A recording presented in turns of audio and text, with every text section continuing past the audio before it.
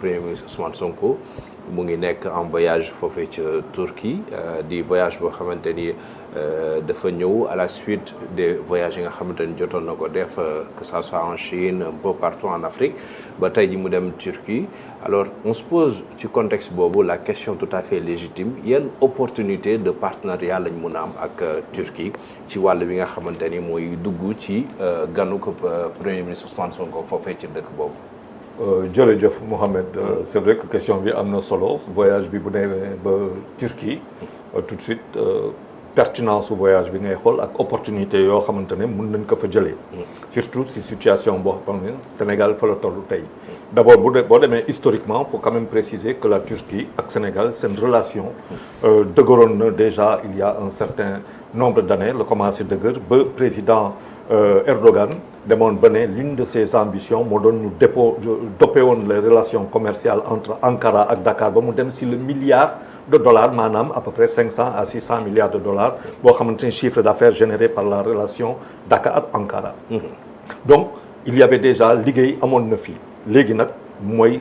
gën a yokk loo xamante ne moom mooy opportunité yu Sénégal mën a am. déjà lu ñu jàng tey bu dee ci information. lu mën a jàpp déjà que ci wàllu éducation am na loo xamante ne liggéey foofu ay accords yoo xamante ne mën nañ ko signer ak ñoom am yaakaar c'est vrai que amaguñu le contenu de l'accord. mais am yaakaar que accord boobu bu dee dañ ko signer ci biir wàllu éducation mu nekk au moins loo xamante ne day dem ci biir la formation. formation surtout sur enseignement technique parce que Sénégal tey dafa soxla loo xamante ni moo ñu manqué si toutes les régions du Sénégal pour mettre en place des dispositifs wala des établissements techniques comme de la FOS lu mu amoon pour que ñu mën a accélérer parce que ñëpp mënuñu dem université xëy na ñëpp mënuñu nekk ay yu demee noonu mais au moins nga am lu ngay jàpp te loolu bu ka gisee tam day baax que ça soit aussi dans le secteur privé de l'enseignement wala public donc public peut-être ak kii technique gis nañ aussi que il y a eu dans le cadre de l'audiovisuel am na loo xamante ni ñoom war nañ ko signer loolu kam je pense que bu ñu ko defee day gën a jàppale xëy na loo xamante ne mooy RTS wala peut-être qu'il y a un autre projet je ne sais pas wala ñoom ñu xool et puis beneen bi c'était dans le cadre de la défense bon après je pense que Turquie tey toll na foo xamante ne si wàllu défense mën na lu mën parce que defe naa su ma juumul c'est une puissance militaire ça fait partie en tout cas des 10 puissances militaires mondiales bu fekkante ne juumuma donc loolu dafay wan lu bëri et puis un savoir-faire maintenant bu ma waree wax les opportunités boo xoolee tam Turquie yi tey bon dans le BTP au Sénégal ils sont là def nañ fi ay infrastructures yu am doole ku gis par exemple le stade Abdoulaye Wade ak yeneen yoo xamante ne teg nañ seen loxo donc seen mën-mën nit ñi gis nañ ko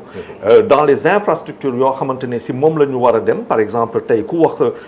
bu ñu ñëwee dans les corridors céréaliers maanaam lépp loo xamante ne si wàllu mbéy la dem si céréales ak yu demee noonu te ñoom ñu am expertise si wàllu agro-industrie donc mën nañ si loolu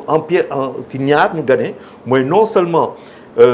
ñu xool ak ñoom si wàllu infrastructure yooyu pour que ñu mën a créer ay industries yoo xamante ni du sori si base de production yi mooy les champs agricoles ci biir nga génnee yenn affaires yi maanaam yenn industrie Dakar pour yóbbu leen fu leen war a yóbbu créer ay corridors loolu si wàllu agriculture agro-industrie day baax ba pare transformation léegi nag xëy na si biir opportunité boobu parce que la Turquie est justement côté boobu am na lu bëri loo xamante ne jàpp na ko lan lañ koy mën a lënkaloo wala liñ ko def benn link entre ñoom mooy ces investissements yoo xamante ne day ñëw Sénégal daje fi avec un secteur privé boo xamante ne ay sénégalais yuy bokk si biir d'une manière ou d'une autre ñu xool dans la mise en place doo xamante ne mooy les parts wala les actions des sociétés qui peuvent être créées loolu mën na nekk lu am solo mën na tam dem dans le wàll de la santé où je pense que aujourd'hui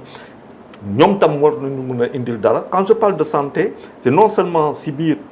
dispositif yoo xam ne tey ku wax Turquie boo waxee par exemple si wàllu ophtalmologie def nañu ay jéego yu am solo te am na Sénégalais yu bëri yoo xamante ne tey lunettes yi bu ñuy sol ñu bëri ce sont des lunettes turques waaw même bu fekkente ne c'est elles ont lu mu tudd des franchises avec des grandes marques mais avancé ay avancées yu am solo te boo xoolee par exemple le centre Bopp lu mu représenté Sénégal si wàllu ophtalmologie parce que c'est un centre qui au-delà de Dakar au-delà du Sénégal ñu bëri dañuy jógee Mauritanie wala jógee feneen ñëw si bopp bii lu ñu gis nii buñ ko kii donc mun nañ jëlee foofu tam loo xamante ne ay liggéey yu am solo ñoom ñu mën a ko indi dans le cadre médical sans compter maintenant la transformation maanaam ñun dañ am yàlla may nañu lu bëri lu bëri wante léegi comment on va transformer de ce que nous avons muy lépp loo xamante ne plante ak yu demee noonu pour que ñu ñëw dans ce qu'on appelle l'industrie pharmaceutique ñu ñëw si pharmaceutique boobu te boo waxee par exemple Dakar City médical Dakar Medical City ba maanaam def ko benn ville médical wala benn hub médical di nga soxla am ay partenaires defe naa foofu aussi mun nañ xool bu baax a baax donc il y a plusieurs possibilités yoo xamante ne Sénégal war na ko mën a jëlee foofu si biir rencontre boo xamante ne le Premier ministre l'a fait avec et apparemment aussi profiter d'une situation de la Turquie aujourd'hui boo xamante ne dafa surprendre waa Union européenne bu ñu demee ba ragal Turquie c'est sa force de production et sa force de transformation dañ ko ragal donc à partir de ce moment boo fekkante ne yow da nga toll si benn situation nga xamante ne demande bi mu ngi commencer di multiplier wu la Turquie devient un pays très intéressant d'autant que Turquie de plus en plus mu ngi xool suñu côté Sénégal la commencé mais la Turquie s'intéresse à la Libye et d'autres pays léegi nag dans ça il faut des rapports gagnant-gagnant c'est-à-dire faudrait pas que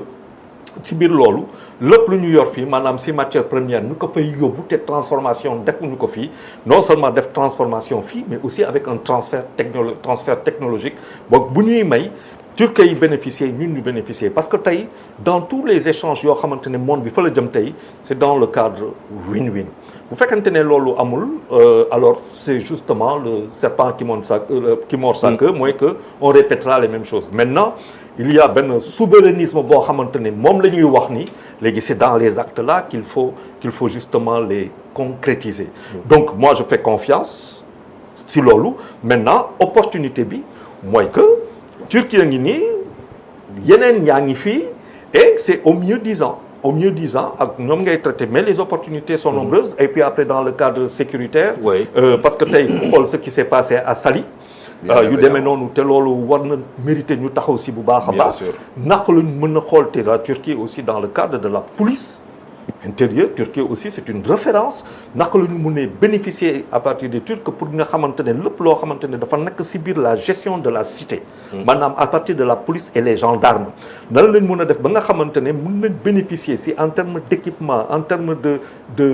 d'équipement je veux dire de sécuritaire police gendarmerie ak yu demee noonu audiovisuel parce que dañu wax tam audiovisuel est-ce que loolu tam police da koy soxla avec des centrales nga xamante ne les caméras pour les policiers peut-être voir les gendarmes les centrales qu'il faut faire tout un travail pour nous prévenir loo xamante ne immanquablement dina ñëw Sénégal parce que plus Sénégal yi doon dëkk boo xamante ne nit ñi dañ fa bëgg a dem plus bande yi ak criminalité tam day ñëw te ñooñu bu ñuy ñëw ñoom xam nañ fu mu demee on a vu certains pays plus les pays commencent à s'enrichir di nga am enlèvement di nga am meurtre di nga am casse di nga am yu demee noonu donc il faut espérer aussi que de ce point de vue là ñu mën a liggéey ba nga xamante ne à la sortie bon comme on n'a pas malheureusement tout ce que je dis là c'est ce que j'espère en disant qu'en termes d'opportunité en termes d'opportunité c'est ce qu'on pourrait avoir maintenant j'attends de voir bu ñu ñëwee jox ñu si wàllu rapport yi les accords qu'est-ce qu'on nous dira mais loolu Sénégal am na ay opportunités yu mu fa mën a am macha allah grand Cheikh doyen am na lu am solo lu mu wax ci opportunités yi nga xamante ne warees na ko mën a am ci wàllu sur le plan sécuritaire wax na aussi itam ci infrastructure et en parlant d'infrastructure gis nañ ñoom seen compagnie aérienne di Turkish Airlines avancé yi nga xamante ni jot nañ ko am ñun am nañu suñu compagnie mais bu ndaw la